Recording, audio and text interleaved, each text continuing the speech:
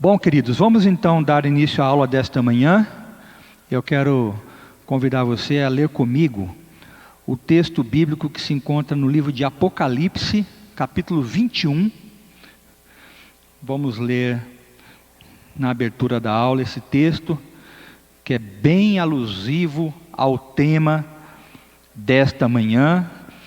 Para você que está acompanhando aí o cronograma, das aulas de domingo de manhã, nós estamos tratando sobre as doutrinas da vinda de Cristo, e hoje nós vamos falar de um assunto bastante importante, que é sobre o estado final dos justos. Vamos falar dos novos céus e da nova terra, onde esperamos habitar, amém? E esse texto de Apocalipse é um dos dois textos da Bíblia bastante alusivos a esse assunto. Nós temos dois. O primeiro é Isaías 65. No início desta manhã nós lemos esse texto aqui juntos. E Apocalipse 21 é também um capítulo, juntamente com o início do capítulo 22, bastante importante acerca desse assunto. Nós não vamos ler ele todo agora, nós vamos ler apenas os 4 primeiros versículos, e ao longo da aula nós vamos comentar alguns outros, amém? Então, o texto da palavra de Deus diz assim, Apocalipse 21, de 1 a 4. E vi novo céu e nova terra, pois o primeiro céu e a primeira terra passaram, e o mar já não existe. Vi também a cidade santa, a nova Jerusalém, que descia do céu da parte de Deus, preparada como uma noiva enfeitada para o seu noivo. Então ouvi uma voz forte que vinha do trono e dizia: Eis o tabernáculo de Deus com os seres humanos. Deus habitará com eles. Eles serão povos de Deus, e Deus mesmo estará com eles, e será o Deus deles. Ele lhes enxugará dos olhos toda lágrima, e já não existirá mais morte, já não haverá luto, nem pranto, nem dor, porque as primeiras coisas passaram. Amém. Glória a Deus. Amados, nós estamos agora numa aula, então, como eu sempre digo, isto não é um sermão, não é uma pregação, é uma aula. Então você está não só convidado, mas convocado a participar da aula, fazendo perguntas, dando contribuições sobre o que nós vamos ver aqui. Aproveite para tirar as suas dúvidas. Na aula passada nós falamos sobre o estado final dos ímpios, a condenação eterna, e com certeza ficaram algumas dúvidas, algumas questões aí em aberto, pendentes, porque eu sei disso, porque depois da aula alguns irmãos costumam perguntar e falar, e às vezes você fica meio assim, às vezes tímido, para perguntar durante a aula, mas depois da aula você consegue, e eu sei que ficaram algumas questões aí que fizeram aí a cabeça dos irmãos ferver um pouquinho, mas é assim mesmo, a gente vai sendo confrontado com a Bíblia, e aí vai muito do que a gente aprendeu e do que a gente ouve, e aí às vezes dá um choque, puxa, mas eu nunca tinha ouvido isso, então aí dá aquele choque, e eu creio que é assim mesmo, e aí as pessoas vão refletindo, os irmãos vão refletindo, e a gente vai crescendo. É assim que a gente cresce, comparando com a palavra aquilo que a gente ouve, conhece, sabe, é assim mesmo. Então eu espero que durante a aula de hoje você procure não guardar nada para depois da aula, mas compartilhe, suas dúvidas, suas perguntas. A sua dúvida pode ser a dúvida de outros. Eu vou pedir a ajuda dos irmãos na leitura dos textos bíblicos. Então nós vamos ter aqui, temos um microfone, nós temos um segundo? Tá. Como é que nós vamos fazer? A gente tem pedido aí para os irmãos nos ajudarem lendo, e para ganharmos agilidade, a gente já vai deixar o microfone com você, e você vai ler esse texto na hora que nós pedimos. Nós tínhamos pedido 2 irmãos. Eu queria 2 voluntários para lermos os versículos, para lermos os textos de hoje. Ali já tem um, o Silvio, mais um voluntário, irmã Dilene. Pronto. Daqui a pouco nós vamos tentar fazer chegar aí 2 microfones aí para vocês. Fiquem tranquilos. E aí, na medida em que nós formos ler os textos, eu vou pedir a ajuda e os irmãos leem, tá bom? Vamos lá então, queridos. Os novos céus e a nova terra. Nós lemos aí Apocalipse 21, de 1 a 4. E é um texto que fala sobre esse ambiente, esse novo habitat, né? É novo porque a Bíblia chama de novo. Novo céu e a nova terra. O que a Bíblia ensina, queridos? Nós vamos para uma breve introdução. O nosso primeiro slide sempre é um slide de introdução, mas antes do Douglas começar a colocar lá cada um dos itens desse slide, o que é que nós aprendemos, nós crentes, né, sobre o céu? Aprendemos, né, que quando nós crentes morrermos, nós iremos para o céu, né? Ou quando morrermos, ou quando Jesus voltar e arrebatar a sua igreja. Esse é um ensino das Escrituras muito conhecido, né? Muito claro. Eu acredito que não tem ninguém aqui que não tenha ouvido um dia que os crentes vão morar no céu. Mas é também claramente ensinado nas Escrituras que lá no céu eles vão estar o quê? Felizes, alegres, em festa, né? Vão estar com o Senhor durante aquele estado inicial que a gente chama de estado intermediário, porque ainda não é o céu na sua plenitude, né? Mas você já está com o Senhor, aguardando alguns eventos apocalípticos, escatológicos mais que vão acontecer. Então nós estaremos lá, assim que morrermos, nesse estado intermediário, alegres, felizes, porém, essa felicidade, ela ainda será uma felicidade provisória, incompleta, porque nós vamos estar justamente entre a morte, morremos, e a ressurreição. Ainda não teremos sido ressurretos, o nosso corpo ressuscitado, estará lá a nossa alma, mas o nosso corpo ainda estará aqui na terra. Então, enquanto durar esse estado, a alegria ainda, nós falamos isso nas aulas passadas, ela será provisória, será incompleta. E para que essa felicidade seja completa, nós vamos aguardar o evento da ressurreição do corpo, que nós estudamos aqui, né? Como será esse processo da ressurreição do nosso corpo. Mas não só isso, a gente aguarda a ressurreição do corpo, mas também a gente aguarda com grande expectativa, né, os novos céus e a nova terra. Então, note que é uma sucessão de eventos que vão aos poucos nos fazer adentrar, de fato, numa plenitude espiritual e física também, né? Depois a gente vai falar disso novamente, de um ambiente que ainda não experimentamos, que é o ambiente do novos céus e da nova terra. Deus, ele vai criar isso, e nós lemos lá em Isaías 65, essa expressão, Deus falando, eu crio, né, como o ponto alto, né, o ápice, o clímax, né, da obra da redenção, né? Então vamos começar a ver aí de forma introdutória alguns pontos. O primeiro ponto que eu queria compartilhar com os irmãos é sobre a questão da doutrina, a doutrina dos novos céus e da nova terra. Nós chamamos a doutrina também da aula passada como a doutrina, né, do castigo eterno ou da punição eterna. E aqui nós temos a doutrina dos novos céus e da nova terra. Ela é, como diz ali o texto, uma doutrina importante para a gente compreender, né? Importante para a compreensão da vida futura. A Bíblia, ela vai nos dar muitas pistas, muitas informações importantes sobre a vida futura. Talvez nós não saibamos tudo, talvez nós não conheçamos todos os detalhes, mesmo porque muitos detalhes a Bíblia ela não nos dá, né?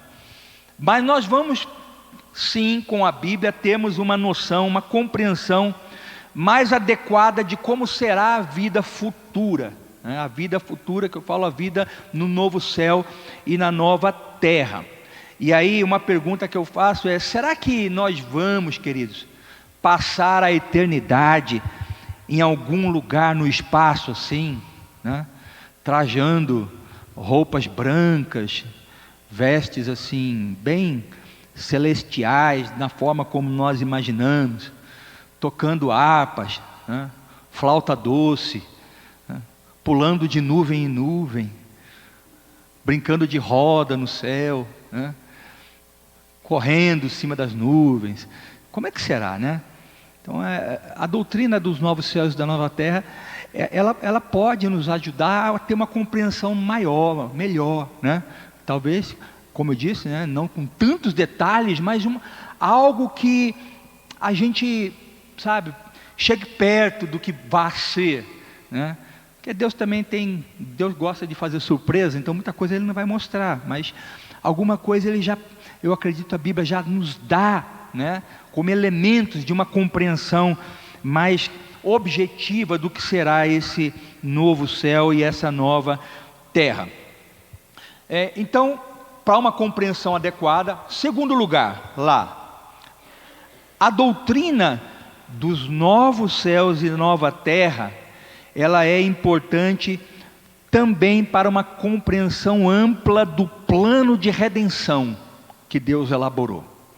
Então não é só compreender a vida futura, mas é compreender de uma forma mais adequada, mais ampla o plano de redenção. Porque numa cosmovisão bíblica mais completa, nós temos a compreensão de um plano de redenção que começa lá com a criação, depois temos a queda do homem, depois nós temos um período que a gente chama de período da redenção, é o período pós-queda, onde Deus, de uma forma mais objetiva, mais clara, vai redimir o povo do pecado, os homens do seu pecado.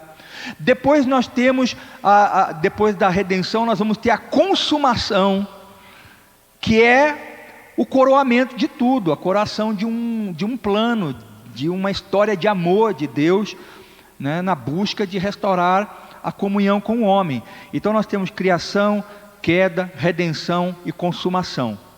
A questão do novo céu e da nova terra é o desfecho, é o final do filme, né? Você não vai compreender a história de um filme se você assistir o começo, assistir o meio e na parte final você abandonar o cinema ou sair da frente da sua televisão e fazer outra coisa. Você não compreendeu toda a história, faltou a consumação. Então, compreender a doutrina dos novos céus já é uma parte importante para a gente ir compreendendo como o plano de redenção ele não só começou, está se dando e como ele terminará, né? Como eu disse, Deus não vai dar spoiler, né, assim tão total, né? Mas nós já vamos ter uma ideia. Então, essa doutrina nos dá essa visão completa. Entender que no princípio Deus cria o céu e a terra, entendeu que Deus, por causa da queda, Ele tira o homem daquele ambiente original. Entender que então Deus envia o seu Filho, né, para redimir essa criação. Entender que a obra total de Cristo é redimir a criação e reinar sobre a criação. E entender então que Deus ele não vai estar satisfeito até que todo o universo, até que toda a história tenha sido livre dos efeitos da queda do homem. Amém? Terceiro lugar, por que a doutrina dos novos céus e da nova terra é importante? Ela é importante para a compreensão adequada das profecias, principalmente as profecias do Antigo Testamento, que falam então desse futuro glorioso da terra. Lembra do texto que nós lemos? Isaías 65, no começo da manhã, é um texto que fala profeticamente, né, desse momento, desse futuro glorioso da nova terra. Em geral, queridos, as profecias, elas descrevem esses cenários e esses eventos em linguagem figurada. Nem sempre é uma linguagem literal, né? É uma linguagem figurada. E no caso de textos como dos profetas Isaías, nós vamos ler alguns agora, esses textos falam, né, de que Deus trará à existência, então, após a volta de Cristo, uma nova terra que vai durar não apenas 1000 anos, como alguns assim até acham, né, no milênio, mas vai durar para sempre. E aí às vezes a gente lê o texto e algumas coisas não batem, né? Por exemplo, nós lemos o texto de Isaías hoje e ele falou de morte ali, e aí parece que algumas coisas não fecham. Como assim morte no novo céu e na nova terra? Como assim velhos? Como assim crianças? Então, como assim gerar filhos lá? Então alguns textos parece que não batem, mas nós temos que lembrar sempre de uma coisa: as profecias não necessariamente são literais. E segundo, lembra que numa aula lá no começo, eu estava até dando uma resgatada aqui, foi bem lá no começo mesmo do quadrimestre, nós falamos de uma coisa chamada perspectiva profética. Perspectiva profética é algo que nas profecias a gente vê. Um profeta, às vezes, ele profetiza eventos que são separados assim por milhares de anos. Eles estão profetizando às vezes de um evento que vai acontecer aqui, e na mesma profecia fala de um evento que vai acontecer milhares e milhares de anos depois. Mas está tudo ali numa profecia, e a gente lê aquilo e acha que são coisas que vão acontecer assim, uma atrás da outra e na sequência, sem uma separação, sem um hiato, sem uma distância de tempo, né? Sem um lapso temporal. Então a gente precisa entender isso. Isaías está falando só dos novos céus e da nova terra? Será que nesta profecia e nesses textos que nós vamos ler, por exemplo, não há coisas que vão acontecer imediatamente, outras num futuro não tão imediato, e outras então, talvez lá nos eventos finais da história?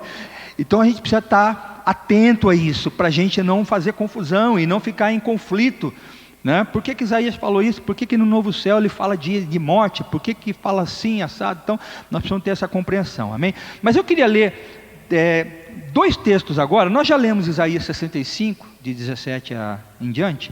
Eu queria ler Isaías 11, 6. Eu vou pedir para a irmã Dilene, que está aqui à minha direita, ela vai abrir o livro de Isaías, capítulo 11, verso 6, e eu vou pedir na sequência depois o Silvio ler para nós o livro do profeta Amós,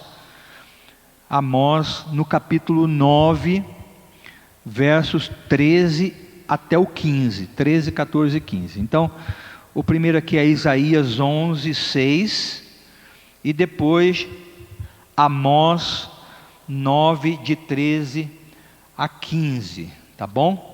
Então, se a irmã Dilene achou Isaías 11, 6, pode ler para nós.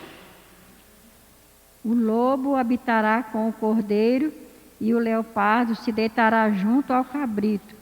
O bezerro, o leão novo e o animal cevado andarão juntos, e um pequenino os guiará.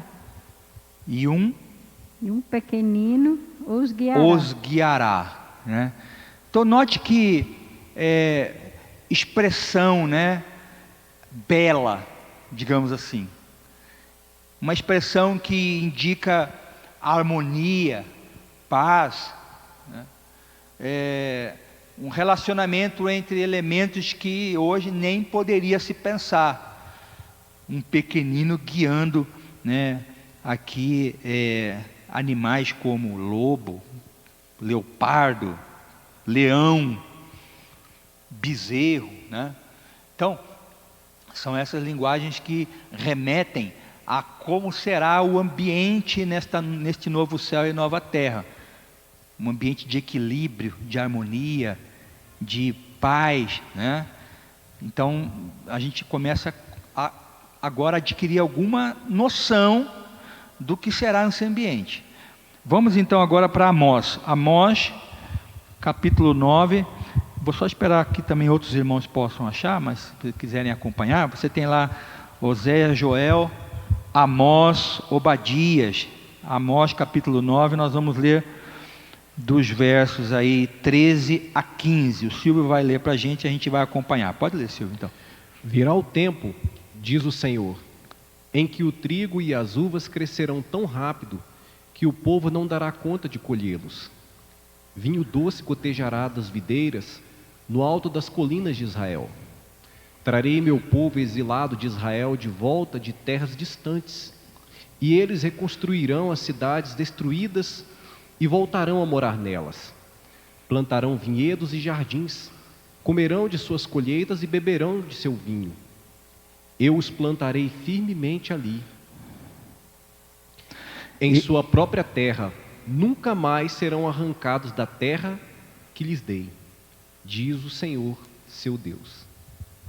Note aqui então Amós falando, e aqui a gente vê traços daquilo que a gente comentou aqui, uma perspectiva profética. Amós falando de eventos que parecem ser eventos para logo mais, depois da sua mensagem, eventos para um médio prazo, eventos para um longo prazo e eventos para um prazo longuíssimo, né? Aqui a gente vê elementos que com certeza remetem a novos céus e nova terra, porque como é que a gente pode entender que Deus vai plantar, por exemplo, o seu povo numa terra e eles nunca mais serão arrancados de lá? Será que o profeta está falando apenas de uma terra presente, um povo Israel físico, né?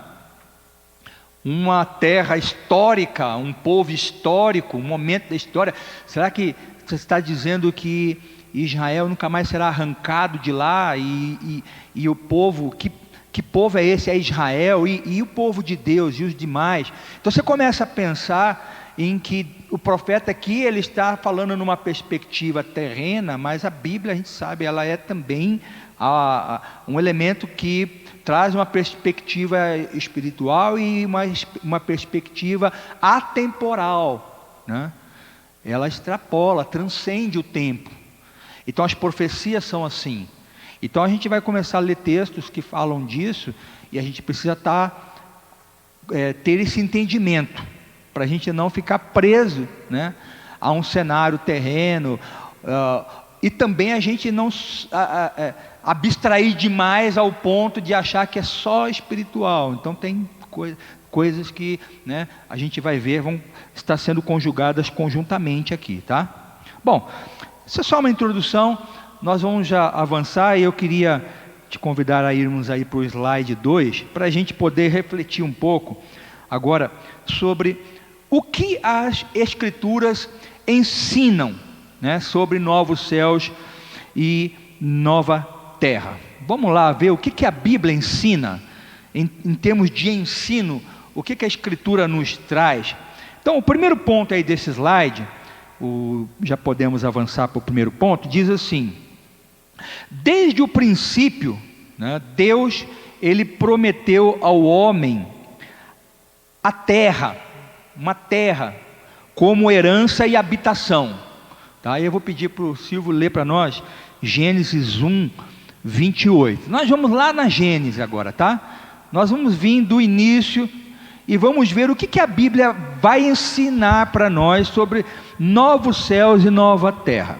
Começa com Deus criando o homem, né, e prometendo ao homem, né, algo como herança. O que diz aí Gênesis 1, 28? Então Deus os abençoou e disse: sejam férteis e multipliquem-se, encham e governem a terra, dominem sobre os peixes do mar, sobre as aves do céu e sobre todos os animais que rastejam pelo chão. Então note, Deus ele cria o homem e dá ao homem um mandato de fecundidade, um mandato de multiplicação, um mandato de domínio de gerência, de administração do que? Da terra, né? Esta terra está diante de vocês para vocês dominá-la, para você administrá-la, para você ser fecundo nela, ter produtividade, né? Fecundidade, multiplicação, fala de produtividade. Então, esta terra está diante de vocês. Deus cria a terra, então, e a dá como uma habitação para o homem. O homem agora ia habitar naquela terra. Ele não era só um hóspede ali. Não, agora ele ali era o senhor daquela terra, né? Ele ia cuidar, gerir, guardar, proteger, zelar por ela.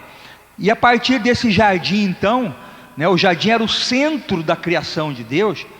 A partir então dessa criação, o homem deveria governar. O homem deveria dominar sobre a terra.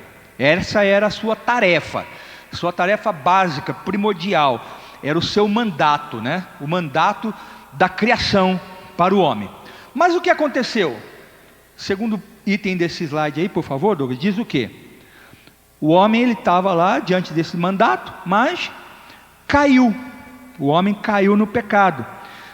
Com a queda, ele foi expulso daquele lugar. Aquele lugar que era o centro da criação. Presta atenção nessa figura, tá, gente? Um jardim como o centro de todo o universo. Vamos dizer assim, tá? Fica com isso na mente. Ele é expulso daquele lugar, do centro dali daquela criação. Expulso do jardim do Éden. E a terra sobre a qual ele então governava, passou a estar sob uma maldição, conforme a gente vai ver agora em Gênesis 3,17. Talvez a gente não precise ler esse texto, nós vamos ler outros, mas o que diz Gênesis 3,17? Deus simplesmente fala: maldita é a terra por tua causa, Adão, por tua causa, Eva. Então, aquela terra, toda a terra, e quando ele fala da terra, ele não está falando só do planeta Terra, ou daquele espaço geográfico ali, daquela jardim, ele está falando de toda a criação. Paulo vai falar isso depois lá, mais para frente. Então, até ali, o jardim era o centro, o homem era o governador. Depois dali o jardim sai de cena, o jardim é lacrado, o jardim é protegido, o jardim é escondido. E o homem sai do centro e passa a viver agora numa terra que está maldita, né? Maldita. Só que lembra que após a queda, Deus também fez uma promessa. Aí sim, talvez vamos ler, por favor, Madilene, Gênesis 3, 15 e 16. Eu não coloquei ali, eu coloquei. Pode passar, está ali, ok. Vamos ler 15 e 16, por quê? 3, 15 e 16, porque após a queda, Deus deu ao homem uma promessa. Então nós vamos ler esse texto, que é um texto também bem conhecido nosso, nós já tivemos a oportunidade de lê-lo aqui nas nossas aulas, 3, versos 15 e 16. Porém, inimizade entre ti e a mulher, entre a tua descendência e o seu descendente. Este te ferirá a cabeça, e tu lhe ferirás o calcanhar. E a mulher disse: multiplicarei sobremodo os sofrimentos da tua gravidez. Em meio de dores darás à luz filhos. O teu desejo será para o teu marido, e ele te governará. Amém. Então note só, essa promessa aqui, feita por Deus, a promessa de uma salvação, uma redenção, né, final, a gente chama isso de um evangelho inicial, né, traz implícita aqui a restauração da terra. Traz implícita a restauração da terra, porque a gente viu que a terra foi maldita, né? A terra foi maldita, e ele promete aqui um descendente da mulher que vai vir e vai ferir de morte o agente causador desta maldição sobre a terra. Então a gente não pode deixar de entender aqui que implicitamente, ao destruir o agente da maldição, aquela terra que ficou maldita, né, que ficou ali afetada, vai passar por também um processo de renovação. Então essa vitória final, ela envolve tudo isso, a remoção da morte, envolve a restauração do paraíso original que ficou depois ali escondido do homem, a remoção da maldição sobre a criação, né? Então, num certo sentido, essa expectativa por uma nova terra estava prevista ali, né? na promessa de Deus. Tanto é que as alianças posteriores vão falar disso. Então nós vamos ver ali por último ali, por favor, deixa eu ver ali, a aliança que Deus fez com Abraão, por exemplo, lá em Gênesis 17. Vamos ler então Gênesis 17, 8. Vou pedir para o Silvio ler Gênesis 17, 8. E a irmã Dilene vai ler para nós Hebreus, capítulo 11, versos 9 e 10. Enquanto os irmãos acham, o que aconteceu? Deus faz uma aliança com Abraão. E essa aliança com Abraão vai apontar para uma herança também de nova terra, né? Conforme esses dois textos vão confirmar. Vamos ler então Gênesis 17, 8. Darei a você e a seus descendentes toda a terra de Canaã, onde você vive como estrangeiro. Será a propriedade deles para sempre. E eu serei o seu Deus. Olha só, darei a você toda a terra de Canaã. Será que ele está falando só de uma terra geográfica? Será que ele está falando de uma terra só ali, né, localizada naqueles termos da Palestina? Vamos ler agora Hebreus 11, versos 9 e 10. O que diz? Pela fé peregrinou na terra da promessa, como em terra alheia, habitando em tendas com Isaque e Jacó, herdeiros com ele da mesma promessa, porque aguardava a cidade que tem fundamentos, da qual Deus é o arquiteto e edificador. Olha só, Abraão está habitando, e aí numa terra, e vem Hebreus, milhares de anos depois, o autor de Hebreus escrevendo que Abraão, ele fez aquilo pela fé.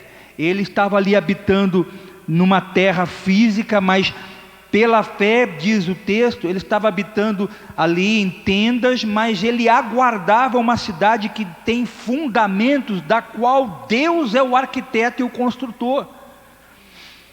Então note que a promessa traz implícita aí não só uma terra física, mas uma nova terra, um novo céu, e tudo isso pela fé, né? Então essa cidade que tem fundamentos, nós temos que entender qual é. Ela não é uma cidade comum, ela é a cidade santa, né? A cidade santa da qual fala Apocalipse, a Nova Jerusalém. E essa cidade vai se encontrar onde? Na nova terra. Deus prometeu então dar a terra de Canaã não somente aos descendentes de Abraão, mas também ao próprio Abraão. Ele fala assim: Abraão, você vai habitar nessa terra. Só que Abraão, ele nunca pisou nessa terra, ele nunca possuiu essa terra. Então que terra Deus estava falando para Abraão? A gente vai ler lá Atos 7, 5, a gente não precisa ler agora, mas Atos 7,5 vai falar isso, que Abraão, na prática, nunca possuiu a terra de Canaã, e muito menos teve propriedade lá. Só que Abraão recebeu uma promessa de uma terra. Então, note que a perspectiva profética da mensagem de Deus, das promessas de Deus, elas falam de coisas que se cumprem, né, de formas não como muitas vezes pensamos, lógicas, né, sequencialmente. Então, Abraão, pela fé, ele estava aguardando não só a terra de Canaã, mas ele estava aguardando um evento que iria se cumprir, né, pela fé, no momento em que ele não sabia, na verdade, qual era. Mas era um momento, mas era uma promessa de Deus, e ele, pela fé, se apropriou daquela promessa, né, e reteve aquilo no seu coração. E tanto é que ele vai estar nessa terra, no novo céu e a nova terra, né? Vamos avançando? A gente está vendo o que a Bíblia fala sobre novos céus e nova terra. O que a Bíblia fala? Uma terra futura, é uma promessa, né?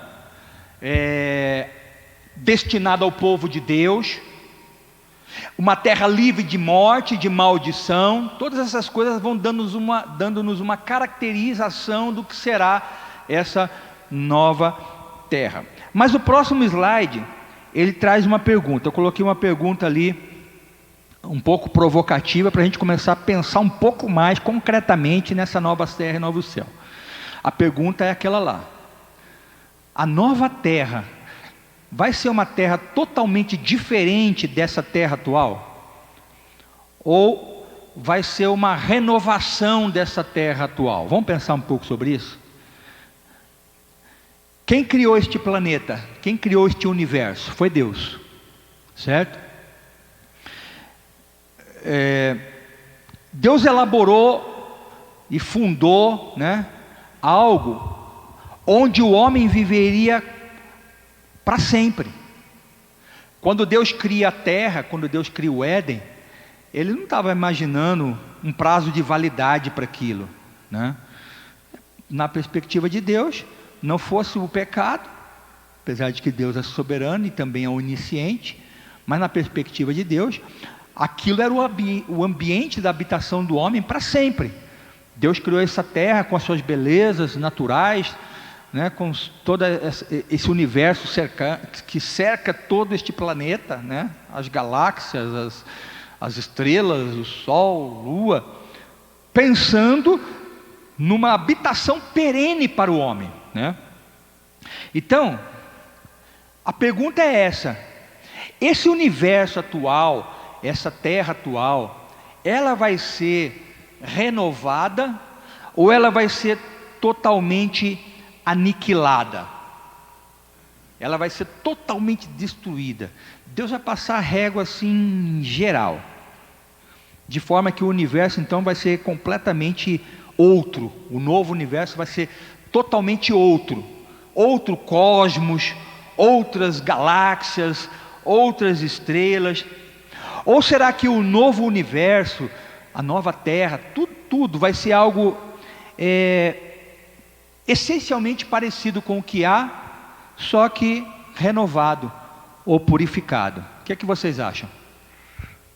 Aí eu queria um pouco da participação dos irmãos, entendendo aí que vocês devem ter alguma ideia no seu coração ou na sua mente sobre isso. O que é que vocês acreditam?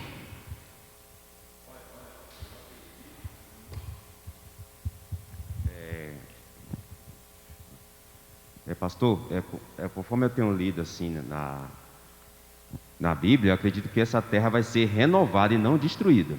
É a minha visão sobre isso aí. Ok. Então você já começa a responder um pouco daquela pergunta inicial: será que no céu nós vamos estar pulando de nuvem em nuvem, correndo atrás dos anjos? Pega o anjo ali, vamos brincar de segurar o anjo, que nem Jacó. Pega o anjo, segura o anjo. Aí sobe no anjo, o anjo começa a voar, você voa também, aí ele te derruba, você cai, aí vem o outro e te pega. Você está falando que você, na sua visão, acredita que essa terra aqui vai ser renovada. Renovada. E o versículo que me chamou a atenção, que me deu base para, pelo menos, começar a questionar, está em Apocalipse, que fala da nova Jerusalém que desce do céu. Foi por causa disso, né? Eu fiquei assim, Sim, interessante aquele texto. Apocalipse 21, né? Essa expressão céus e terra, né, que aparece lá em Isaías 65 e também Apocalipse 21, como o Charles falou, deve ser entendida, né, mais ou menos assim: a criação de Deus. Quando ele está falando de ali novos céus, ele está falando de uma criação, né? Está falando de uma criação que envolve o universo, envolve cosmos, envolve água, envolve tudo isso, né? Então, mas vamos seguindo, né? Vamos seguindo. Quem mais? O que vocês acham? Tem alguma posição em contrário para um debate aqui ou não? A gente gosta do debate, a gente gosta da polêmica aqui, a gente gosta da briga, né? Vamos pensando aí. Bom, existe de fato, queridos, uma discussão nesse tema que vai de um extremo ao outro, né? Um é o lado que pensa no aniquilamento. Existe uma corrente que realmente pensa que vai ser aniquilado tudo, vai tudo para o lixo, vai desaparecer tudo, e Deus vai fazer tudo de novo. E tem um outro lado que acredita que Deus vai renovar tudo. Então tem esses dois lados, tá? A gente lê a Bíblia e, particularmente falando, a gente começa a ver que a ideia do aniquilamento total não é uma ideia totalmente, né, impossível. Mas alguns textos começam a tirar muito peso disso. E aí a gente começa a cair um pouco mais para o lado da renovação. Então eu não sei se nós hoje vamos sair daqui, né, nem aqui e nem lá. Talvez a gente saia um pouco mais perto desse lado da renovação, mas ainda assim não tão como algumas correntes defendem, tá? Mas você vai tirar a sua conclusão até o final. Nós vamos então ver nesse slide algumas coisas que podem nos ajudar a ter uma compreensão sobre isso. O primeiro ponto ali, e aí eu vou pedir para irmã... Quem que leu por último?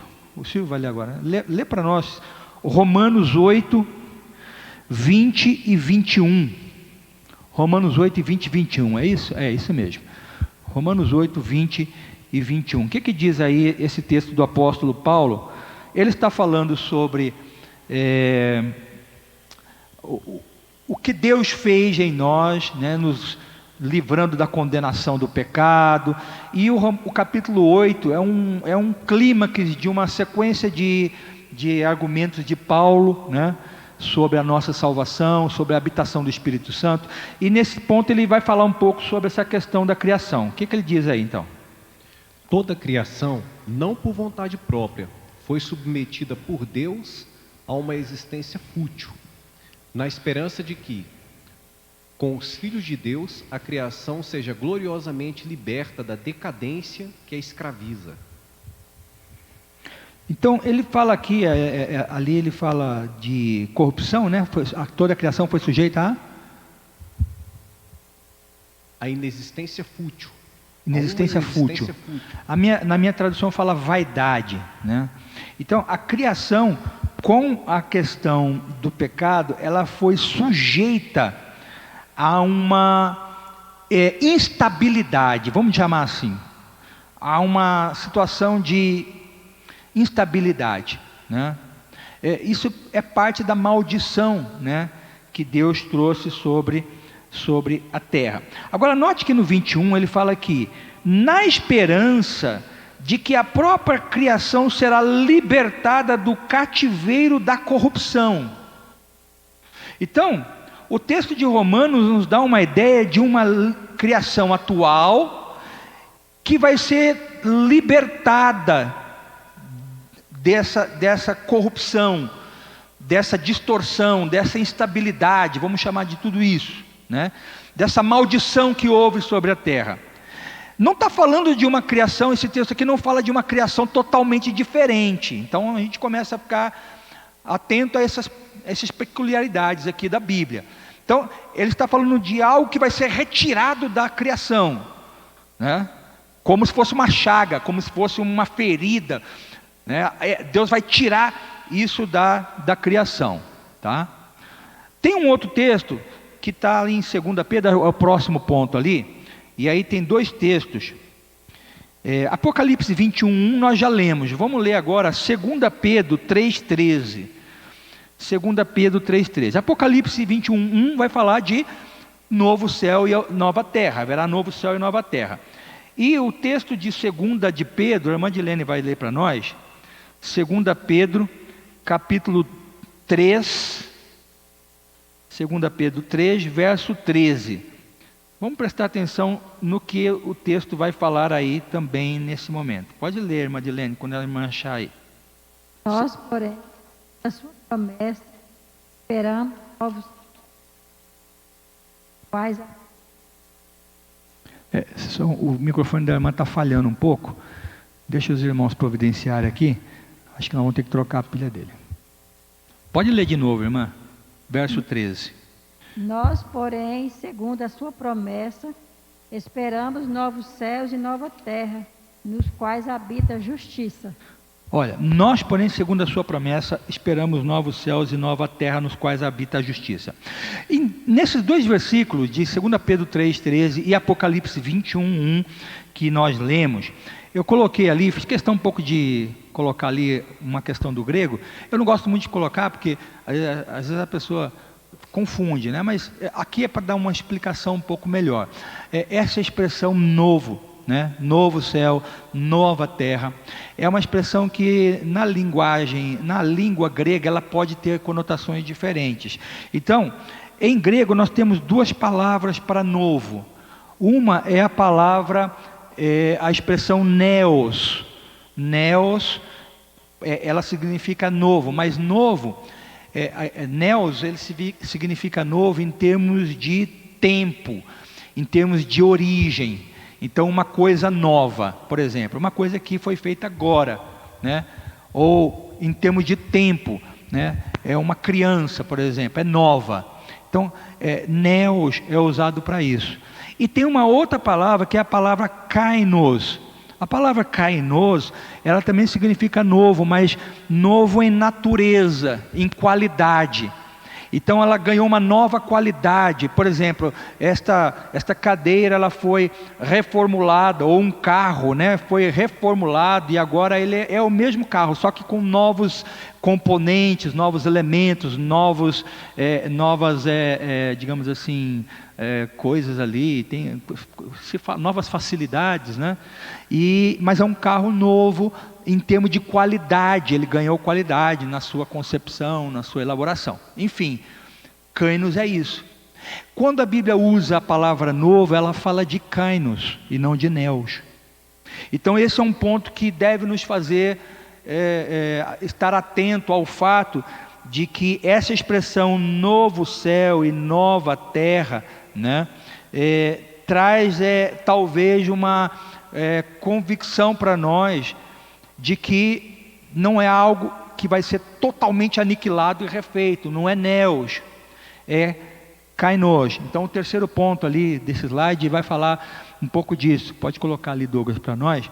A expressão novo céu e nova terra significa, portanto, não uma emergência ou um surgimento de um cosmos, de uma criação totalmente diferente, totalmente outro, totalmente novo, não, diferente do atual, mas pode estar indicando uma renovação de um universo em continuidade com o universo presente.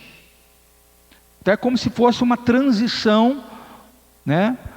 Mas de forma que não mude muito, de forma que não seja algo totalmente diferente daquilo que nós já sabemos que existe. É claro, nós vamos ver daqui a pouco isso, que haverá um certo grau, um bom grau de esplendor, de realmente beleza, que nem se compara. Mas não vai ser algo que você diz assim, puxa, eu nunca vi isso.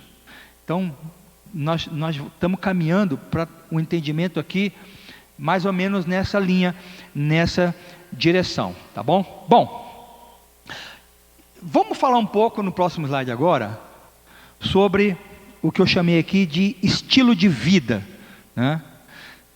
Se é um lugar novo, como vai ser esse estilo de vida nosso lá nesse novo lugar? Será que vai ser novo, né?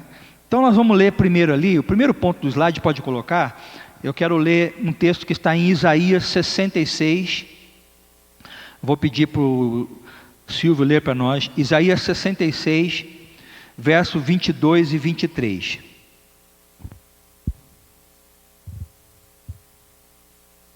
Tão certo como meus novos céus e minha nova terra permanecerão, vocês sempre serão meu povo, com um nome que jamais desaparecerá, diz o Senhor. Toda a humanidade virá me adorar, uma semana após a outra, um mês após o outro. Note só então que o texto aqui está falando de um estilo de vida, né? Eu vou ler de novo aqui na minha tradução, faz assim, diz assim: porque assim como os novos céus e a nova terra que hei de fazer estarão diante de mim, diz o Senhor, assim também estão diante de mim a posteridade e o nome de vocês. De uma festa da lua nova até a outra, de um sábado a outro, toda a humanidade virá adorar diante de mim, diz o Senhor. Então, algumas coisas no estilo de vida nesse novo céu e na nova terra. Primeiro ponto lá é perpetuidade da adoração.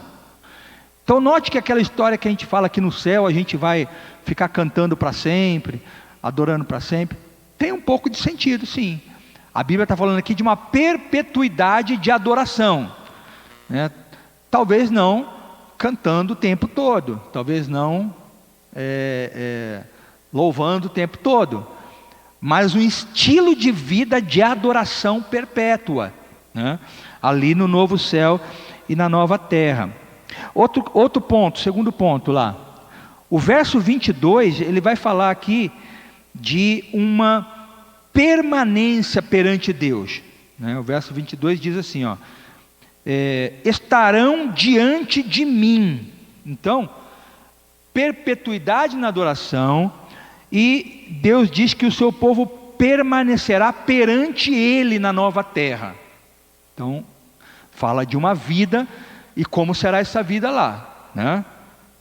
O terceiro ponto aí, por favor, no slide, que está ligado com o verso 23. No verso 23, Deus diz que todos os habitantes dessa terra nova, dessa nova terra, adorarão a Ele fiel e regularmente. Então, se lá no verso 22 fala de uma perpetuidade, aqui no 23 fala de uma adoração regular.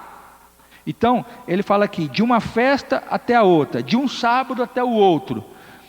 Então, fala de semanas, de meses, porque quando fala aqui de festa, está falando de períodos, às vezes, entre as festas, fala de lua nova, períodos entre, né, períodos lunares, digamos assim, e você vai ter regularmente ali uma adoração fiel a Deus, né? E por último, o último ponto aí, a adoração do povo de Deus, congregado dentre todas as nações, será uma prática adequada à existência, à nova existência que eles vão desfrutar nessa nova terra. Então, note que o estilo de vida lá, qual será? Perante Deus, adoração regular, fiel, uma presença constante de Deus no nosso meio e entre nós. Então, esse ambiente é um ambiente de uma terra, uma criação, onde Deus estará presente e nós constantemente com um espírito de adoração a esse Deus, né? A esse Deus. Então, a gente já começa a ver aspectos de produtividade nessa nova terra. Lembra lá aquela profecia de Amós, né? Não vai vencer a produção de uva, nós não vamos conseguir comer tudo que é criado, é uma produtividade, é uma abundância, né? É uma terra onde Deus habita permanentemente e nós adoramos a Ele permanentemente. É um estilo de vida, né? De comunhão, relacionamento, de paz, de harmonia, de equilíbrio. Então, tudo isso vai nos dando uma caracterização do que seria esse lugar. Note que nós não vamos ficar ali num tédio, não vamos ficar ali dormindo, não vamos ficar ali descansando o tempo todo. A gente começa a ver alguma coisa dinâmica. Quem levantou a mão? Pode falar. Pastor, são duas perguntas. A primeira delas, aí nós estaremos na eternidade? Se sim, a eternidade aí estará organizada temporalmente? Porque aí está se falando, está dando uma ideia de organização temporal. Hoje eu não consigo imaginar uma organização temporal para a eternidade, né? Deus não se submete a passado, presente e futuro, né? Agora aí está dando a ideia de que haverá uma organização temporal, que de tempos em tempos eu vou lá adorar a Deus, e aí daqui a um tempo eu vou de novo, e aí daqui a um tempo uma ideia de organização. O que o senhor acha disso? A gente vai ver algumas coisas ainda que podem ajudar, mas olha só, de novo a questão da perspectiva profética, né? Ele está profetizando algo que não é ainda, né? E nem sempre a profecia é literal. Então, ele está falando de eventos que acontecerão, estilos de vidas que acontecerão, e associa isso a calendários, por exemplo, né? Para dizer que regularmente, frequentemente, né, estaremos, por exemplo, adorando a Deus. Mas a gente não pode dizer que lá haverá um calendário, lá haverá um tempo, né? Não sabemos, né? A eternidade é algo desconhecido para nós. O que sabemos é que a eternidade, o tempo de Deus é diferente do nosso tempo, né? Então, são detalhes que a gente ainda vai sempre ter alguma dúvida, né?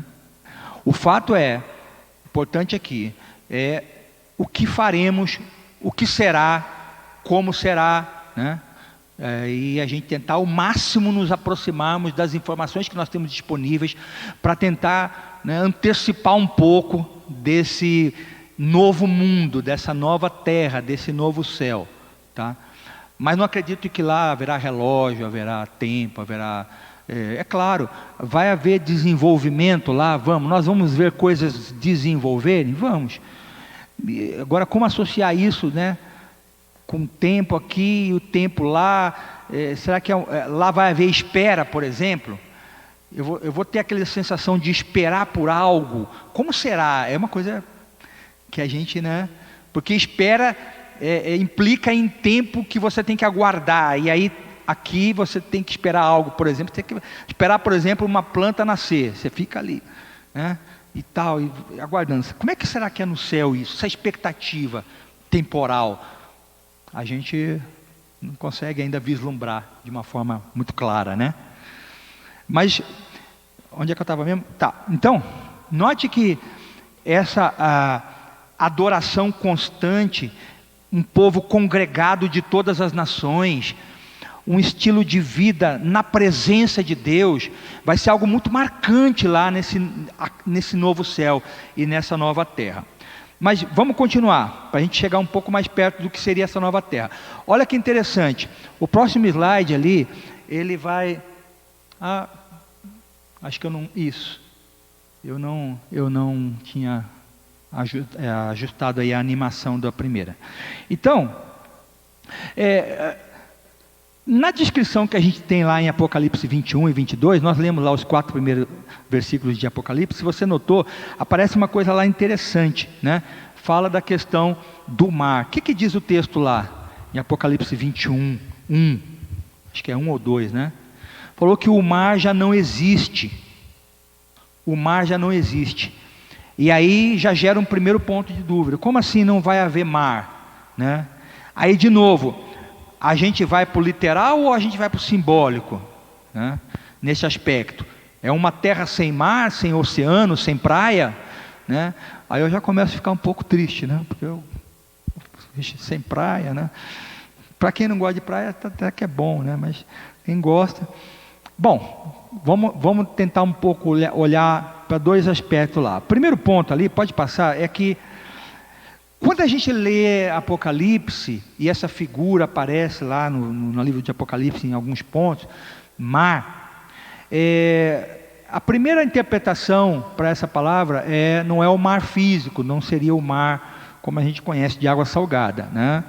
É uma palavra que remete a multidões, né?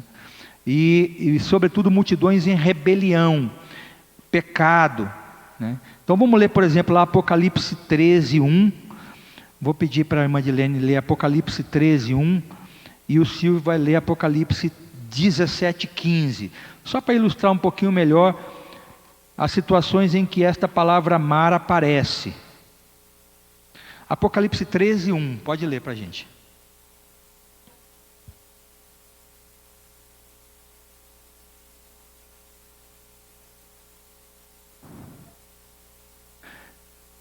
Só um minutinho, irmã Dilene. Primeiro é que não estou ouvindo a irmã. Acho que o microfone ou está desligado ou está sem pilha. Veja aí. Isso. Agora é Apocalipse 13, verso 1. É esse? É. Então lê. Saiu, pois, Abraão do Egito para o Neguebe. Não é esse. Apocalipse, capítulo 13. Desculpa aí, irmão. É só o último livro. Não, vamos fazer o seguinte, o Silvio lê para nós, depois a irmã lê. Lê 17, 15 então, Silvio. 17. Enquanto ela acha lá para nós. Falou-me ainda: as águas que viste, onde a meretriz está assentada, são povos, multidões, nações e línguas. As águas que você viu onde a prostituta sentada. Aí a irmã vai ler agora 13, 1, irmã Dilene, por favor. Apocalipse 13, 1. Vi emergir do mar uma besta que tinha 10 chifres e 7 cabeças, e sobre os chifres 10 diademas, e sobre as cabeças nomes de blasfêmia. Sim, então João vê uma besta emergindo do mar, que tinha 10 chifres, cabeça, cauda, aquela coisa toda.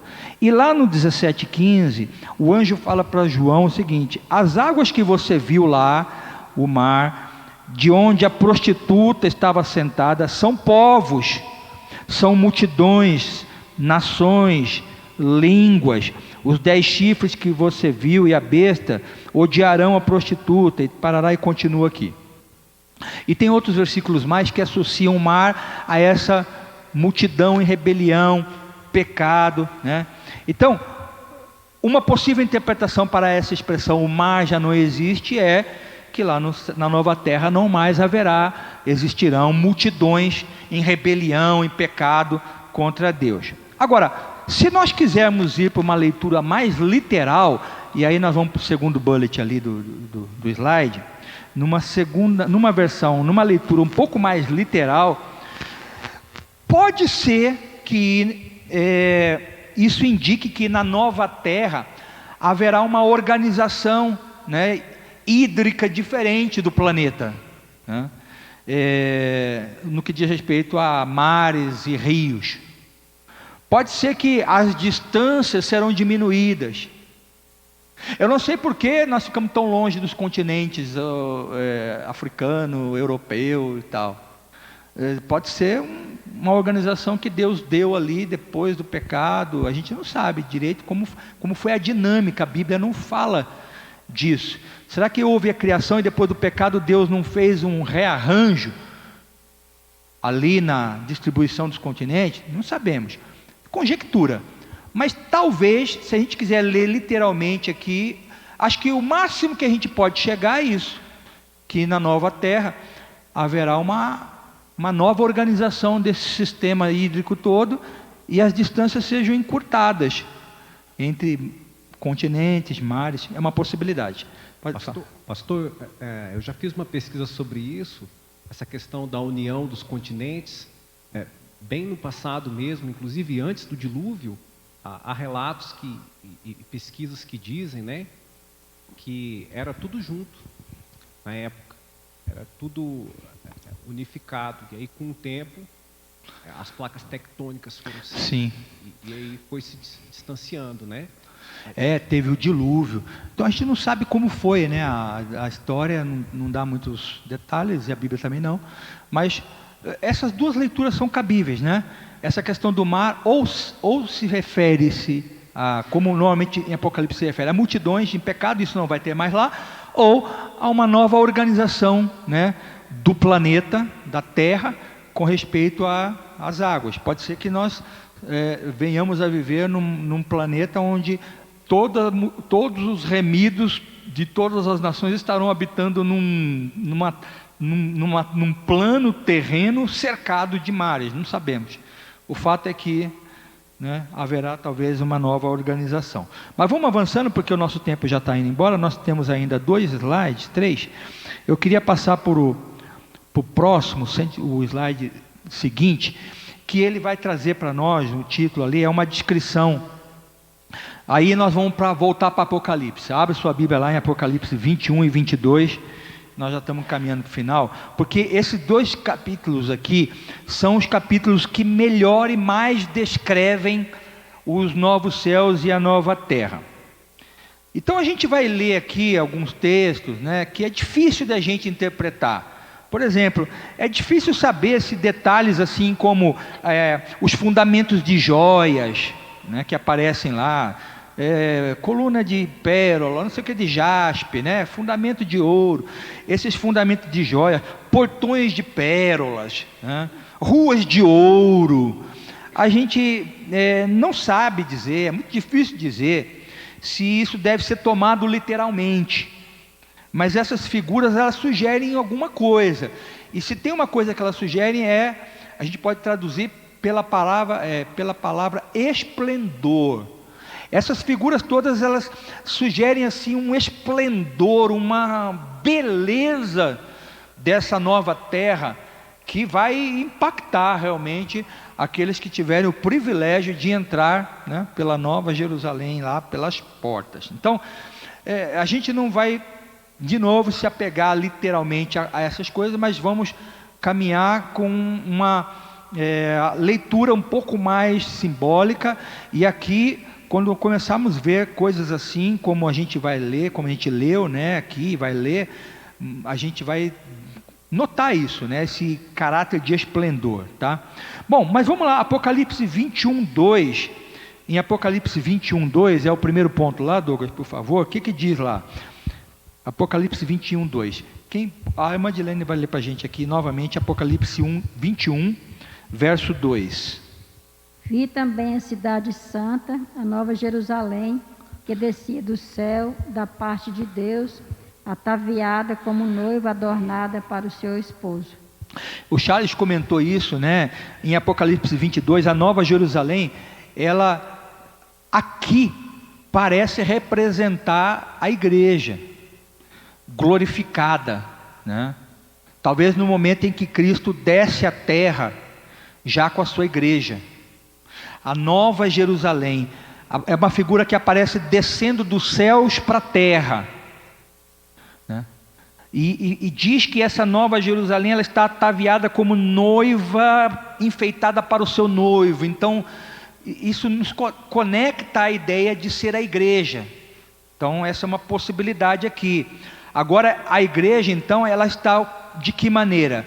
Ataviada, totalmente sem mancha, sem mácula, totalmente purificada, né, do pecado. Agora ela está como uma noiva, pronta para o casamento do Cordeiro. A gente não vai ler, mas lá em Apocalipse 19, vai falar do casamento do Cordeiro, e são figuras muito parecidas com essa. Lá tem uma noiva, né, a igreja, e vai ter uma celebração. Então, está parecendo que está conectado com esse momento, né? A gente vê nesse verso, então, talvez a figura da igreja glorificada. E o que diz então esse texto? Que essa igreja glorificada não vai permanecer no céu, ela vem para a terra, né? Ela vai estar aqui, e a gente vai ver depois algo que parece que indica que ela não vai sair mais daqui. Do jeito que ela está glorificada, ela vem para a terra e vai passar a eternidade aqui. É uma possibilidade muito forte. Vamos ler o 3. Por favor, Silvio, lê o 3 para nós. Apocalipse 21, 3. Ouvi uma forte voz que vinha do trono e dizia: agora o tabernáculo de Deus está com os homens, com os quais ele viverá. Eles serão os seus povos, o próprio Deus estará com eles e será o seu Deus. Então, olha só, primeiro ela desce para a terra, né? Essa nova Jerusalém, parece a noiva, a igreja. Aí, no verso 3, o verso indica que esse lugar vai ser a habitação de Deus. E quando? Para quando? Até quando? Para sempre. Deus habitará com eles, será o seu Deus, estará aqui. Então, note que parece dizer que o céu, que é onde Deus habita, né? Ele vem para a terra e parece que agora céu e terra se fundem. O ambiente do céu agora vem para a terra e agora vão estar juntos. É o mesmo ambiente. Deus não vai estar mais separado. Deus agora vai estar com o seu povo. Então, aonde? Na terra. Porque o texto, muito claro, descia do céu, né? Aqui, via a cidade santa, que descia do céu da parte de Deus. E aí fala, eis o tabernáculo de Deus com os seres humanos. Está falando de seres humanos. Quem são os seres humanos? Pessoas, homens que Ele criou, que agora estão com seus corpos ressuscitados. Seus corpos foram ressuscitados, agora nós estamos completos, nós estamos agora com os nossos corpos refeitos. E aí teve uma discussão aqui na época, né, na aula, se vai ser esse mesmo corpo. Eu não acredito que vai ser algo diferente do que você é, não. É do jeito que Deus te criou. Deus te criou assim, você vai ser assim. Com a mesma cor, né, mesmo cabelo. Mesmo assim, um fio melhor, né? Digamos assim, um cabelo mais pesado, né? As mulheres aí ressentem de um cabelo mais pesado. Mas desse jeito, né?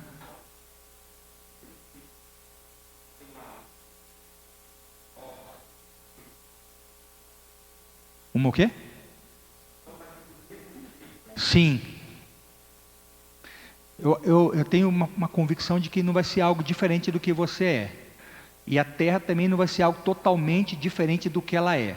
É claro, por exemplo, bom, a gente vai ver aqui, eu vou falando mais detalhes aqui, mas indica que é um lugar agora, onde Deus está habitando. A gente aqui agora tem, onde é que eu estava aqui? Aqui. Deus habitando com o seu povo, né? Aliás, essas promessas são centrais na mensagem profética. A gente vai ver lá em Jeremias, Ezequiel, e o próprio Novo Testamento falando de promessas da aliança, onde Deus vai estar com o povo dele, não vai estar mais longe do povo dele, vai estar junto com ele, né? E parece que agora num estado onde tudo está fundido, tudo está junto, né? Vamos avançando, Charles, só para a gente ver aqui, por exemplo, outra coisa. Verso 4, lê para nós, irmã Dilene, o verso 4. E eles enxugará dos olhos toda lágrima, e a morte já não existirá, já não haverá luto, nem pranto, nem dor, porque as primeiras coisas passaram. Olha que interessante, Apocalipse 21:4 sugere o quê? Que não vai haver choro. Que choro é esse? Para mim, choro de sofrimento. Quando fala de lágrimas, fala aqui de choro de sofrimentos, choro da dor da morte, né? Diz que não vai haver nessa nova terra. Então, nessa nova terra, não vai ter acidente fatal, né? Doença que mate, e talvez nem que não mate, com certeza, não vai haver dor, né? Na nova terra, na nova organização, nós não vamos ter, com certeza, cemitério. Aquela área ali deve ser refeita. Ali vai virar um jardim, ali vai virar alguma coisa. Não vai ter mais cemitério, porque os mortos vão ressuscitar. Então não vai ter mais necessidade de enterrar. Não vai haver mais morte. Então, note como que será a reorganização da terra. Muitas imperfeições, cemitério é uma imperfeição do pecado. Concorda? Hospital é uma imperfeição que o pecado trouxe. Terremoto, tudo isso, né? Aí alguém pergunta, vai ter essas ruas com essas bocas de lobo entupida, né? Vai ter subida, descida, vai ter bacia, cidade construída abaixo do nível do mar. Aí, que nem teve lá o Katrina, né? Lá em New Orleans. New Orleans é numa bacia, tem um pântano de um lado, um mar de outro. E tem os diques romperam, a cidade foi alagada. Vai ter isso. Tudo imperfeição, por causa do pecado, ganância humana, tudo que foi construído errado, tudo que foi feito errado, né? Não, então, tudo isso vai ser refeito. Vai ser refeito, vai ter um esplendor, vai ter uma beleza. Se você olha para um cenário da natureza hoje, que ainda está muito preservado, e acha aquilo lindo, pensa naquilo ainda mais pintado, com cores mais vivas, com animais, pássaros lindos. Pensa num negócio muito mais incrementado, renovado. Vai ser um esplendor, né? Então, nós estamos aqui tentando trazer para nós aqui uma consciência de que talvez novo céu e nova terra não vai ser algo etéreo, algo totalmente desconhecido do homem. O seu corpo não vai ser um negócio que você olhar assim e falar, caramba, você não vai ver pessoas assim, forma de não sei o que, triângulo. Não, vai ser você, vai ser essa terra, só que melhorado. Alguém levantou a mão aqui? O Silvio. Pastor, desculpa, nós conversamos, acho que umas 3 aulas atrás, sobre a questão do deficiente físico, né? Que eu defendi que o deficiente físico, provavelmente, não vai ser mais deficiente. Quando o senhor fala que não vai haver mais hospital, quando o senhor fala que não haverá mais, em tese, né, tratamentos de saúde, porque não vai haver mais doença, em tese, a gente está dizendo que não vai haver também anomalias, né? Se não vai haver anomalias, inclusive quando Jesus estava, que fizeram uma pergunta para ele, e sobre aquele deficiente, aquele cego lá, foi a mãe dele que pecou, o pai dele? Aí Jesus falou, não, nenhum, aquilo ali é para que se manifeste a glória de Deus, né?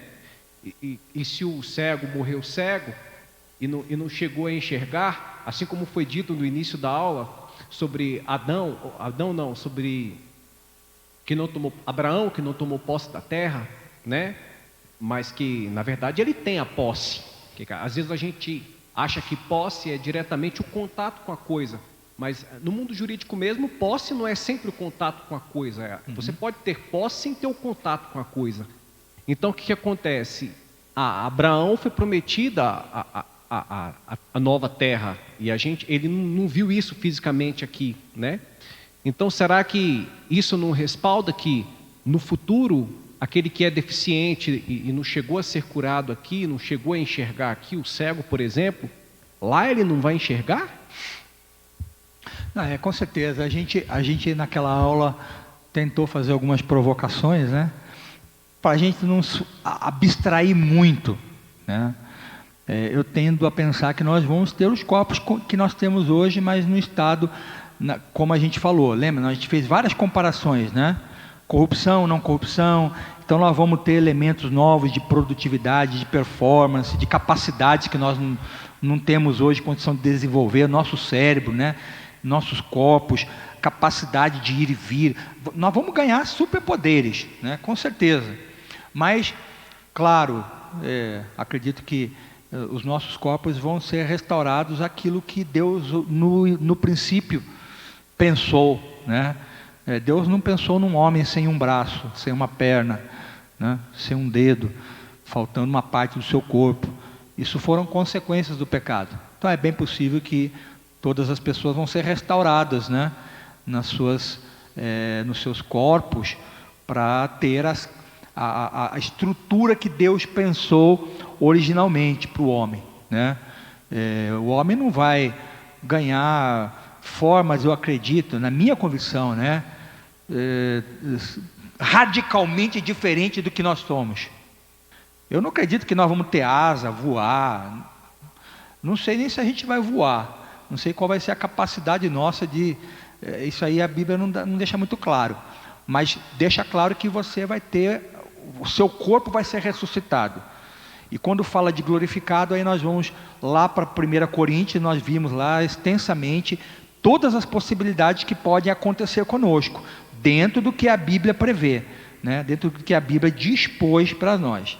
Tá bom? Vamos lá para o penúltimo slide, porque nós já estamos na hora. Uma descrição aí dos novos céus e nova terra em capítulo 21 e 22, para continuar falando, por exemplo, primeiro item aí, que Lá em Apocalipse 21, 12 e em Apocalipse 21, 14, nós não vamos ler, mas fala que os nomes das 12 tribos estão escritas, né, nas 12 portas, está lá em Apocalipse 21, 12, e o nome dos 12 apóstolos estão escritas nos 12 fundamentos da cidade. Bom, isso indica, talvez, muito provavelmente, o novo povo de Deus, vamos chamar a igreja, formada aqui de judeus e de gentios. Judeus pela aliança que Deus fez com Abraão, e gentios que são os povos de todas as tribos, línguas, raças, nações, o exército multiétnico de Cristo, que foi conquistado por ele ao longo da história, né? Os gentios foram feitos parte do plano de Deus também. Por isso que você vai ter lá portas com o nome dos apóstolos, com o nome dos patriarcas das 12 tribos de Israel, e fundamentos da cidade com o nome dos apóstolos, representando assim a era da igreja, tá? Essa é uma possibilidade. Segundo ponto é que Apocalipse 21, 22, interessante, fala algo. Ele diz assim: não vi santuário na cidade. Na cidade não tinha igreja, na cidade não tinha templo, né? Então, na cidade santa não vai ter templo, não vai ter igreja, não vai ter um lugar de reunião, porque na nova terra e no novo céu e na nova terra, como nós vimos lá naquele texto que falamos sobre o estilo de vida, né? Se eu não me engano foi Amós, Isaías 66, lá nós vamos ter comunhão direta com a pessoa de Deus, direta, contínua, a comunhão contínua com Deus. Então, deixa eu falar uma coisa para vocês aqui. Igrejas visíveis, e eu vou falar um pouco hoje disso à noite, templos, igrejas visíveis, têm a sua utilidade, o seu benefício, né? Para o evangelho, para a igreja, tudo, mas não deixa de ser uma distorção do pecado. A gente ser reunido em templos, e aqui tem um templo, aí 2 aqui tem outro. Gente, é uma coisa que para mim não faz sentido nenhum. Você passa às vezes numa rua, tem 7 igrejas, uma do lado da outra, cada um no seu templo, cada um no seu... Tem o seu benefício aqui, né? Eu acho que é parte da graça comum de Deus, né? Mas no limite são distorções que o pecado trouxe. Era para nós todos estarmos como vamos estar na Nova Jerusalém, não ter templo, todos nós em todo lugar em contínua comunhão com Deus, né? Então esse é um aspecto que nós vamos experimentar lá. Terceiro ponto aí nesse slide é de que aqui, Apocalipse 21, 24 e 26. Eu vou ler aqui para adiantar, tá, gente? Apocalipse 21, 24 a 26 diz assim: as nações andarão mediante a sua luz, os reis da terra lhe trazem a sua glória. Os seus portões jamais fecharão de dia, pois nela não haverá noite. E lhe trarão a glória e a honra das nações. Nela, até o 26. E lhe trarão a honra e a glória das nações. Presta atenção nesse detalhe aqui. Esses 2 versículos, 24 e 26, eles indicam a existência lá de pessoas entre os habitantes da nova terra que alcançaram uma proeminência. Está lá, nova terra, novo céu, e diz que dentre eles vão surgir reis, vão se levantar reis que vão trazer a glória que eles têm para Deus.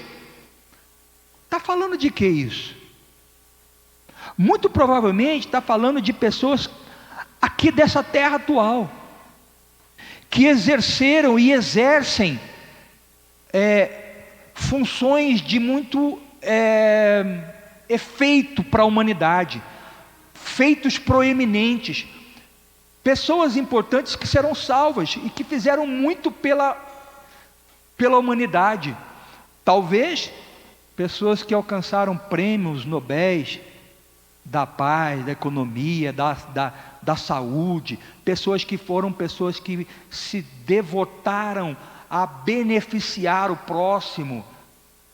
Talvez pessoas como Madre Teresa de Calcutá, irmã Dulce, não sabemos, mas que vão trazer essa glória para Deus, né? Então note que pessoas que tiveram aqui na terra, né, e que tenham glorificado a Deus com seus atos, elas vão ser lembradas lá naquela nova terra, vão ser lembradas, né? As obras das nações de grande valor para a humanidade, tudo que tiver contribuído para o benefício, enfim, da humanidade, poderá com certeza ser preservado lá na nova terra. Então é algo que a gente não pensa, né? Algo que a gente pensa, não, vai acabar tudo aqui, Deus vai destruir tudo, não.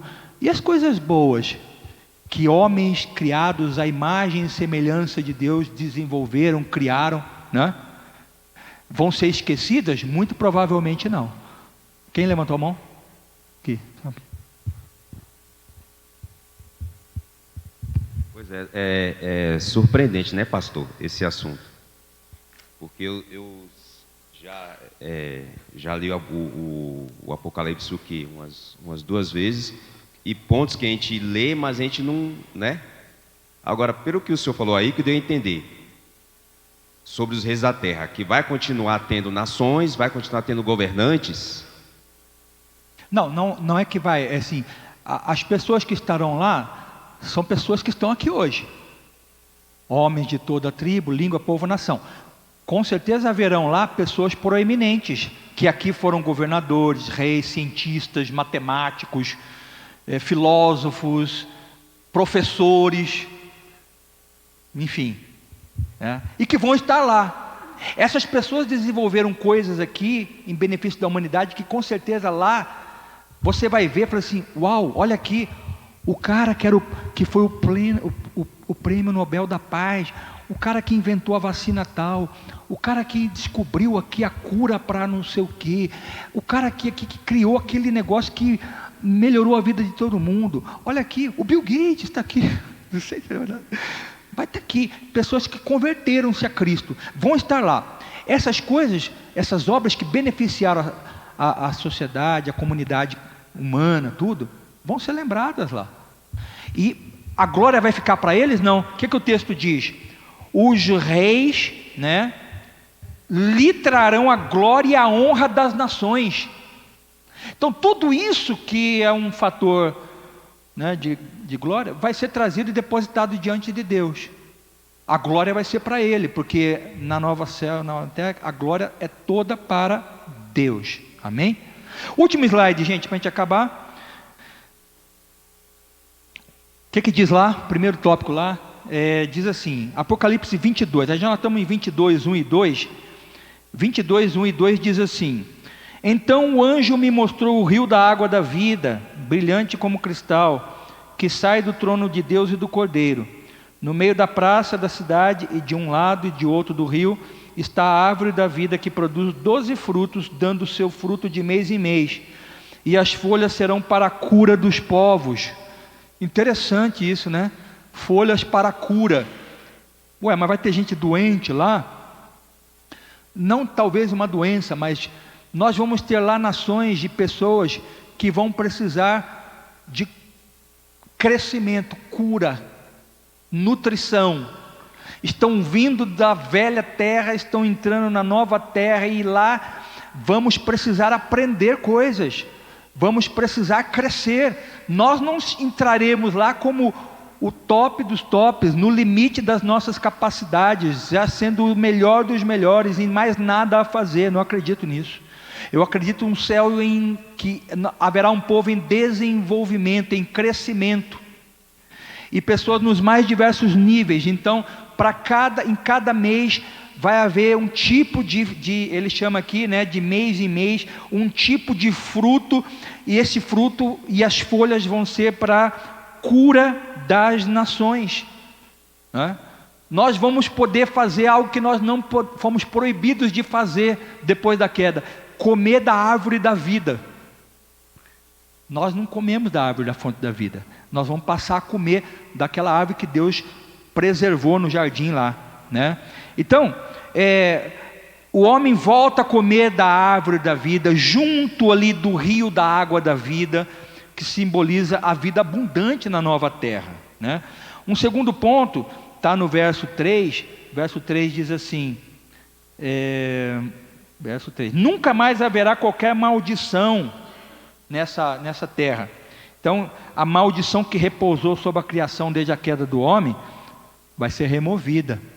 E por fim, versos 4 e 5 é o ponto alto do estado final dos justos. O que diz aí? O 4: contemplarão a sua face, e na sua testa terão gravado o nome dele. Então já não haverá noite, e não precisarão de luz de lamparina, nem da luz do sol, porque o Senhor Deus brilhará para sempre, brilhará sobre eles, e reinarão para todo sempre. Presta atenção aqui nessa última coisa, é muito importante. Qual será o ponto alto dos justos lá na nova terra? Lá na nova terra nós seremos, primeiro, servos, mas ao mesmo tempo reis, reinarão com ele. Isso não foi o mandato de Adão lá no jardim? Eu falei isso com os homens aqui. Deus colocou Adão no jardim como servo e como senhor. Ele era senhor da terra, dominava. Deus falou: não sou eu não, é você, você governa aí, administra tudo, mas você é meu servo, Adão. Então ele era servo de Deus, mas ele era um líder na sua família, um líder na sua sociedade, um governador, um rei. Na nova terra nós seremos servos, mas também seremos reis. É uma liderança servil. Esse é o estilo de vida, de experiência que Deus quer dar ao homem, uma liderança servil. Jesus não foi um líder servil? Jesus foi um servo, mas ao mesmo tempo ele era um líder. É esse estilo de vida. Ninguém lá vai estar em desequilíbrio. Você não vai ser aqui um elemento lá, né? Como muitas vezes você é aqui, um elemento apático, passivo. Não, você vai ter liderança. Mas você também não vai ser lá o que você muitas vezes é aqui, arrogante, né? Orgulhoso, soberbo. Não, você vai ser servil. Então, note que nós vamos chegar nesse ponto de equilíbrio lá na nova terra. Lá nós vamos ser líderes, vamos ser servos. E gente, muito trabalho a fazer, muita coisa a desenvolver, muito para conhecer, muito para poder viajar aqui nesse planeta e também no universo. O homem hoje está indo para a Lua, está fazendo turismo agora no universo. Nós vamos ter essa capacidade? Muito mais. Nós vamos desenvolver, nós vamos viajar. Imagine só, gente, eu quero estar lá. Eu não acredito num céu tocando flauta doce, harpa e pulando de nuvem em nuvem, não, gente. Eu acredito num céu, uma nova terra, um novo céu, onde nossas capacidades humanas, corpóreas, vão ser exploradas ao máximo. Lembra lá de texto de Isaías? Nós vamos viver ao máximo. Nós vamos usufruir. Nós vamos para o céu, vamos para a terra, vamos para o leito dos rios, vamos mergulhar. Nós vamos fazer coisas assim que hoje nossas capacidades nos impedem, nos restringem, mas lá vai ser maravilhoso. Amém? Então começa a pensar em novo céu e nova terra mais ou menos com isso, parecido com o que temos aqui, seu corpo, suas capacidades. Você vai correr muito mais rápido, você vai poder andar muito mais, você vai poder fazer muitas coisas. Talvez não tenhamos outras coisas, né? Então a gente vai vendo que as coisas vão ganhando aqui um ar mais de concretude quanto àquilo que nós vamos ver e experimentar daqui para frente. Amém? Próximo slide, qual que é? Acabamos. Domingo que vem nós vamos começar a falar de parábolas da vinda de Cristo, ainda dentro do assunto, tá bom? Vamos pegar lá o que Jesus falou da sua vinda na forma de parábolas, de histórias, né? Então a gente vai aprender algumas coisas também com a parábola das 10 virgens. Será que é aquilo que a Bíblia diz, que nós achamos que a Bíblia diz que é? A gente tem uma concepção às vezes muito errada da parábola das 10 virgens, parábola dos talentos, parábola do servo fiel e do servo infiel. Vamos pegar essas parábolas e ao longo do mês de novembro nós vamos fechar esse assunto vendo parábolas práticas e aplicações práticas que nos remetem então à compreensão da segunda vinda. Amém, meus irmãos? Se ficou alguma dúvida, alguma pergunta, depois vocês remetem para a gente, tá bom? Na próxima aula podemos talvez também esclarecer, mas que Deus continue nos abençoando com o conhecimento da sua palavra, amém? Vamos ficar de pé? Nós vamos orar, encerrando. Pai, nós te agradecemos por estes momentos passados aqui na tua presença e pedimos que agora o Senhor nos conduza de volta para os nossos lares, que tenhamos uma tarde de paz, Senhor, bons momentos com a família, um almoço abençoado, e logo mais à noite, Senhor, permita-nos estarmos aqui para juntos adorarmos ao Senhor com teu povo. Nós te pedimos em nome de Jesus. Que a graça de nosso Senhor e Salvador Jesus Cristo, o amor de Deus nosso Pai e a comunhão do Espírito sejam conosco hoje e sempre. Amém. Forte abraço, meus irmãos. Deus abençoe.